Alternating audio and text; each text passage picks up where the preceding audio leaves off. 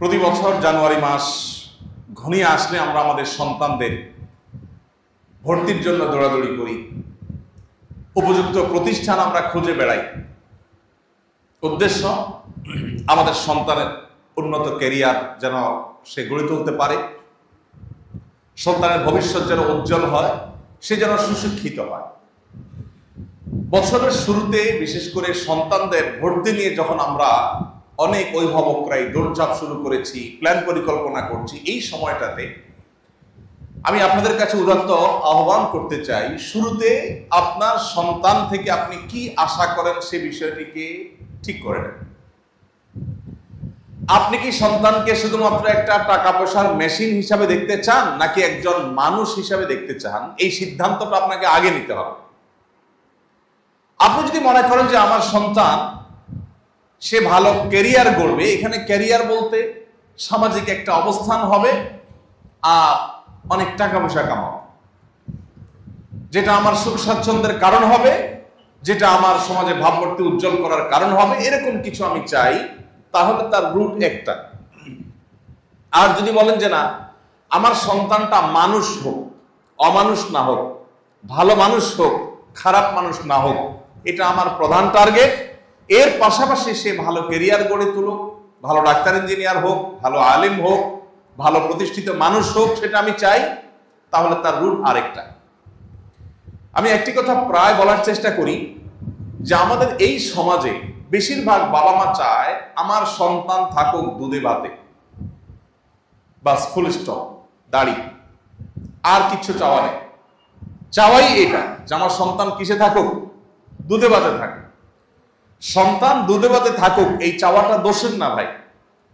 আপনার সন্তানের দুধে ভাতে থাকার চাওয়া আপনার মধ্যে থাকুক, কিন্তু তার পাশাপাশি এটাও থাকুক, বরং এটাকে আপনি অগ্রাধিকার দিয়ে ভাবুন যে আমার সন্তান যেন মানুষ হয়ে বেঁচে থাকে।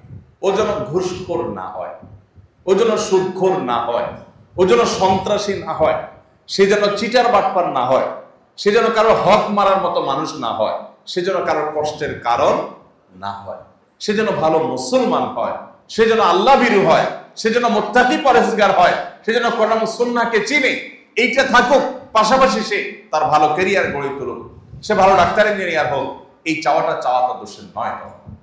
ভাইরা আমার, সন্তানের শুধু দুধভাতের চিন্তা যারা করেন, হয়তো সন্তান দুধভাত পেয়েও যায়, হয়তো ভালো লাইফ, লাক্সারিয়াস লাইফ সে পেয়েও যায়, কিন্তু ভালো মানুষ না হওয়ার ফলে সন্তানের ওই সুখময় স্বাচ্ছন্দ্যময় জীবন, তার ওই উন্নত ক্যারিয়ার বাবা মাকে আনন্দ দেয় না।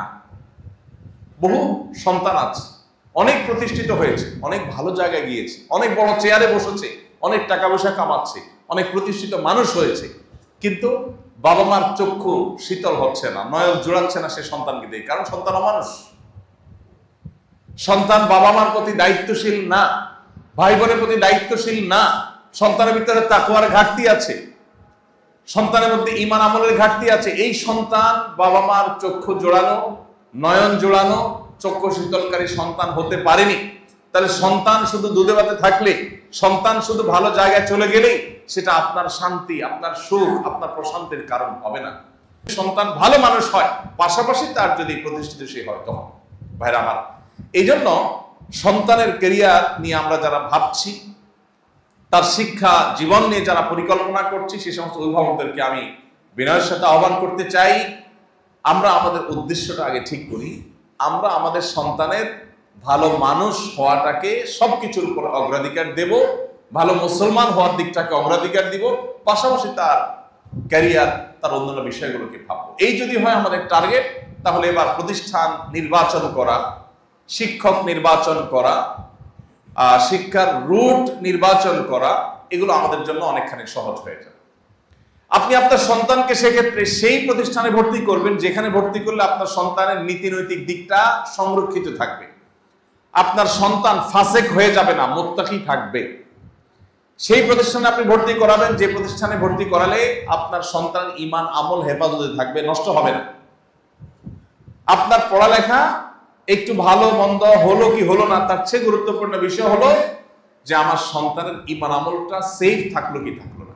দেখুন, আমরা পৃথিবীতে চিরকাল থাকবো না, একসময় চলে যাব।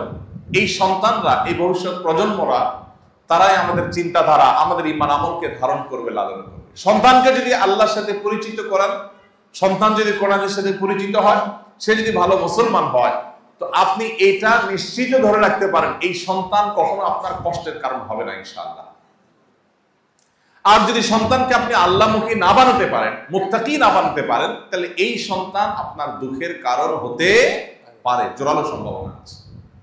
ভাইরা আমার, আমাদের সন্তানদের ব্রেইন গুলোকে ধোলাই করবার জন্য, মগজ ধোলাই করবার জন্য পশ্চিমারা তাদের মতো করে শিক্ষা কারিকুলাম আমাদের এখানে পুশ করার চেষ্টা করে। আমি এর আগে বলেছিলাম, শিক্ষা মন্ত্রণালয়ে বেশ কয়েকবার আমাকে যেতে হয়েছে পাঠ্যপুস্তক নিয়ে, শিক্ষা কারিকুলাম নিয়ে নানা বিষয়ে, সংশ্লিষ্ট বিষয়ে কর্তৃপক্ষের সাথে একাধিকবার বৈঠকের জন্য যেতে হয়েছে। আমি অবাক হয়েছি, অন্য আরো অনেক মিনিস্ট্রিতে আমি গিয়েছি বা অনেক দপ্তরে আমার যাওয়া হয়েছে, কিন্তু আমার কাছে মনে হয়েছে 2-3টা দপ্তরে বিদেশিদের আনাগোনা সবচেয়ে বেশি, এর মধ্যে একটা হলো শিক্ষা।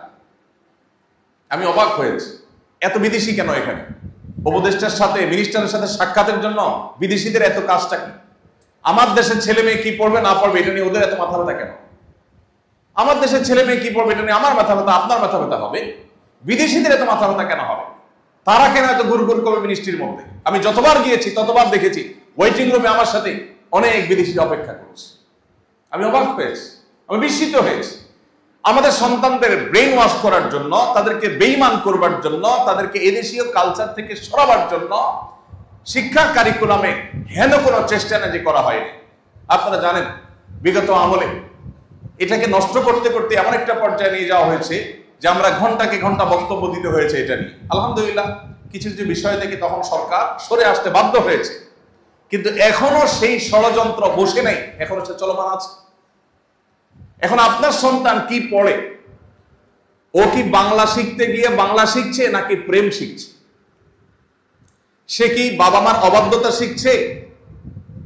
সে কি অবৈধ সম্পর্ক করা শিখছে শিক্ষার নামে? এই বিষয়টা দেখভাল করা আপনার দায়িত্ব। অনেক বাবা মা আছেন, ছেলে ফেলে ভালো স্কুলে চান্স পেলো কিনা, ভালো রেজাল্ট করলো কিনা, এরপরে ভালো কলেজে যেতে পারলো কিনা, ভালো ভার্সিটিতে যেতে পারলো কিনা, ভালো জায়গায় চাকরি পাইলো কিনা, ব্যাস এটাই তার দেখার দায়িত্ব মনে করে। বরং দুর্ভাগ্যজনক সত্য হলো, অনেক অভিভাবক আছেন সন্তান ভালো জায়গায় যেন চান্স পায়, ভালো রেজাল্ট যেন করে, সেজন্য পারলে সন্তানের জন্য টাকা দিয়ে নকল কিনে এনে দেয়, সন্তানের জন্য প্রশ্ন, ফাঁস হওয়া প্রশ্ন কিনে এনে দেয়। অনেক অভিভাবক এরকম আছে না নাই? যেই অভিভাবক তার সন্তানের জন্য ফাঁস হওয়া প্রশ্ন কিনে এনে দেয়, সংগ্রহ করে দেয়, নকল সরবরাহ করে দেয়, এই অভিভাবক এই সন্তানের হাতে মূলত বিষ তুলে দিচ্ছে, তাকে অমানুষ করছে, নীতিহীন করছে, চোর এবং প্রতারক বানাচ্ছে। এই ছেলে রাষ্ট্রের কোন দায়িত্বে যখন যাবে, সে একজন চোর, ঘুষখোর, টিন চোর, গম চোর এবং ডাকাতের ভূমিকা অবতীর্ণ হবে। তো আমরা যারা অভিভাবক আছি, আল্লাহর কাছে আমাদের অনেক বড় দায়িত্ব আছে। আপনার সন্তানের শিক্ষা বিষয়ক পরিকল্পনা করবার আগে আপনি ভাবুন, আপনি সন্তানকে কোথায় দেখতে চান। অন্য সবার সন্তানরা চকচকে গাড়ি বাড়ি এগুলো স্বপ্ন দেখে, আপনি আপনার সন্তানটা ভালো মানুষ কিনা, মা বাবার কথা শুনে কিনা, সৎ কিনা, আল্লাহ ভীরু কিনা, আল্লাহকে ভয় করে চলে কিনা, হালাল হারাম মেনটেন করে চলে কিনা, আপনি সেটাকে দেখবেন। যদি এই জায়গাটাতে আপনি ফোকাস করতে পারেন, মনোযোগ দিতে পারেন, আর সন্তানের আদর্শটাকে আপনি হেফাজত করতে পারেন, তাহলে আপনি একজন সার্থক অভিভাবক। এই দেশকে এগিয়ে নেওয়ার পেছনে আপনার ভূমিকা সবচাইতে বেশি। আমাদের এদেশে এখন শিক্ষিত জনগোষ্ঠী গড়ে তোলার চাইতে সৎ জনগোষ্ঠী গড়ে তোলার কোন অংশে গুরুত্ব কম নয়। কারণ এদেশে বহু শিক্ষিত মানুষ আছে, এত পরিমাণ চোর, এত পরিমাণ বাটপার, এত পরিমাণ দুর্নীতিবাজ, এত পরিমাণ ঘুষখোর, এত পরিমাণ সুদখোর, যে এই দেশটা আজ আকাশে থাকার কথা সেটা আজ পাতালে। আমি 10 বছর মধ্যপ্রাচ্যে ছিলাম। আমি পৃথিবীর অন্যান্য দেশীদের সাথে আমার প্রবাসী বাংলাদেশি ভাইদেরকে কম্পেয়ার করার চেষ্টা করতাম। আপনি এখনো যদি মধ্যপ্রাচ্যে যান, সৌদি আরবে যান, বিভিন্ন দেশে যান, আপনি অবাক হবেন। অন্য অনেক দেশের মানুষের চাইতে এদেশের মানুষ বিদেশে গিয়ে অনেক বেশি পরিশ্রম করে। নিজের 8 ঘন্টা ডিউটি শেষ করার পরে রাস্তায় অনেকে আছেন যে তারা কার্টুন পোড়াচ্ছেন, আপনার বিভিন্ন সফট ড্রিঙ্কসের যে ক্যান সেগুলো কুড়াচ্ছেন, কারণ সেগুলো কেউ ধরে বিক্রি করে দেশে একটু পাঠাবেন।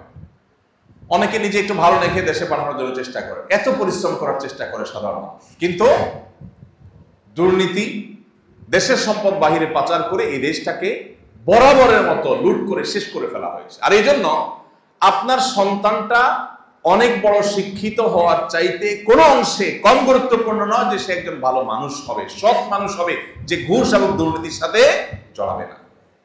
এই দেশে যত শিক্ষিত প্রজন্ম গড়ে উঠেছে, এদেশে যত শিক্ষিত মানুষ তৈরি হয়েছে, সেই তুলনায় ততটা সৎ মানুষ গড়ে উঠে নাই।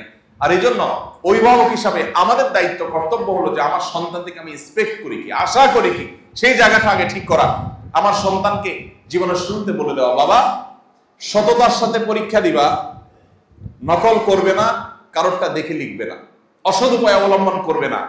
এতে যদি তোমার রেজাল্ট খারাপও হয়, আমরা তোমাকে অ্যাপ্রিসিয়েট করব, আমাদের কোনো দুঃখ থাকবে না। কিন্তু কয়জন আছে সেরকম অভিভাবক হয়? অভিভাবকের কথা হলো তোমার পাস করতে হবে, ভালো রেজাল্ট করতে হবে। সেটা কি চুরিদারি করে করছো, নকল করে করছো, এটা আমার দেখার দরকার নেই। অভিভাবকের যখন এই মেন্টালিটি হয়, তো সেই ছেলে যখন বড় হয়, সেই মেয়ে যখন বড় হয়, এই ঘুষখোর হয়, এই সুদখোর হয়, এই চোর বাটপার হয়, এই দুর্নীতিবাজ হয়, এই দেশকে ধ্বংস করে। এই জন্য আমাদের জীবনের লক্ষ্য, বিশেষ করে সন্তানদের কাছে আমাদের যে এক্সপেকটেশন, এটাকে ঠিক করা দরকার। আমি প্রায় বলি, আমার ছেলে মেয়েদেরকে আমাদের সবসময় বলা আছে, ভালো ফলাফল চাই, তবে সৎ উপায়ে হলে আলহামদুলিল্লাহ, না হলে কোনো দুঃখ নেই। আপনার সন্তান সৎ এবং ভালো মানুষ থাকতে পেরেছে, এটাই তার জীবনের সবচেয়ে বড় সাফল্য। এই জিনিসটা যত তাড়াতাড়ি আমরা বুঝতে পারবো, তত তাড়াতাড়ি আমাদের কল্যাণ হবে। আমাদের মুশকিল হলো জগতের চাকচিক্যগুলো আমাদেরকে প্রভাবিত করে। অমুকের ছেলে এটা করেছে, আমার ছেলে কি করেছে, অমুকের ছেলে তমুকটা করেছে, আমার ছেলে কি করেছে।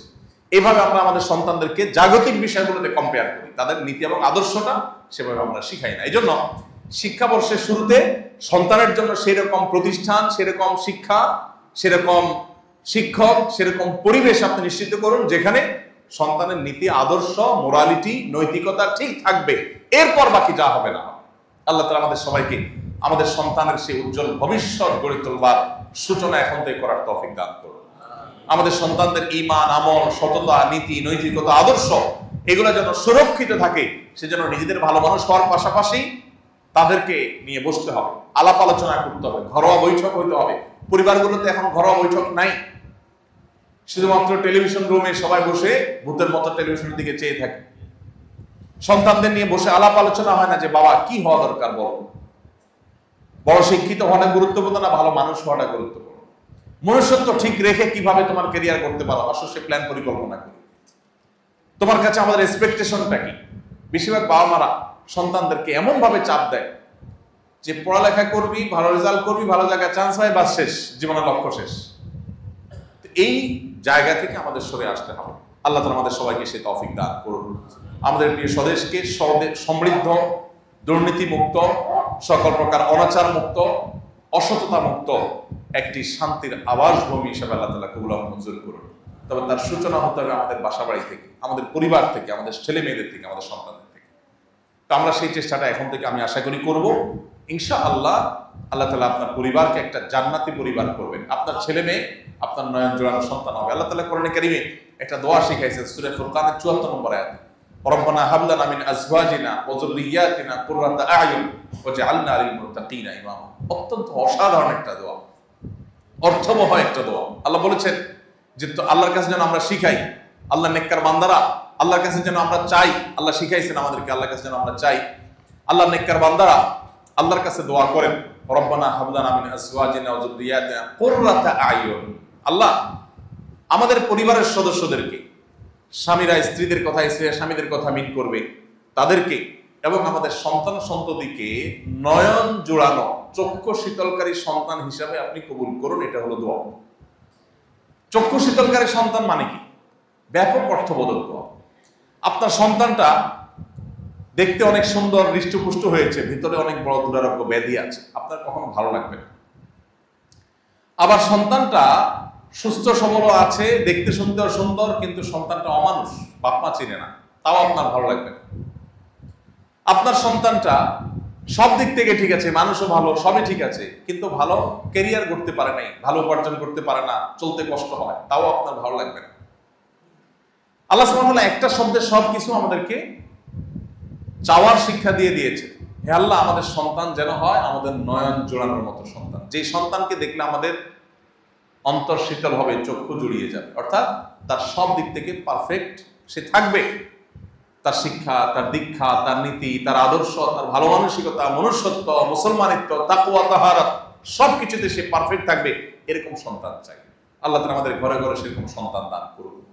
তবে সেরকম সন্তান শুধু দোয়া করেই পাওয়া যাবে না, দোয়ার পাশাপাশি আমাদের চেষ্টা চালাতে হবে, সেরকম প্রতিষ্ঠানে ভর্তি করাতে হবে যেখানে সন্তান ঈমান আমল সেফ থাকবে।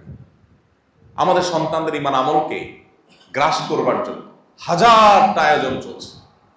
আমাদের পাঠ্যপুস্তকে, আমাদের শিক্ষা কারিকুলামে শকুনের থাবা এটা নতুন নয়, অনেক পুরাতন, বহুকাল থেকে চলে আসছে। শিক্ষার নামে বিষ ঢুকানো হচ্ছে আমাদের সন্তানদের মধ্যে। সচেতন থাকতে হবে, সজাগ থাকতে হবে, সতর্ক থাকতে হবে। সন্তান শিক্ষিত হওয়ার চাইতে সন্তান মানুষ হওয়া বেশি গুরুত্বপূর্ণ। সন্তান তথাকথিত শিক্ষিত হওয়ার চাইতে তার মুসলমানিত্ব টিকে থাকা অনেক বেশি গুরুত্বপূর্ণ। আল্লাহ তাআলা আমাদের অভিভাবকদেরকে সেই জিনিসটি বোঝার তৌফিক দান করুন।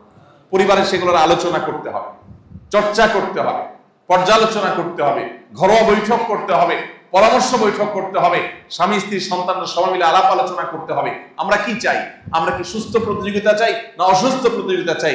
আমরা কি অন্যের সন্তান যেরকম গাড়ি বাড়ি করে বৈধ অবৈধ বাস বিচার না করে আমরা কি সেই রকম সন্তান আর সেরকম উন্নতি চাই, নাকি আমাদের সন্তানের মনুষ্যত্ব, দ্বীন, ঈমান ঠিক রেখে যদি সে ওইরকম কিছু করতে পারে আলহামদুলিল্লাহ, না করতে পারলে দুঃখ নেই, আমরা সেই লাইফ চাই।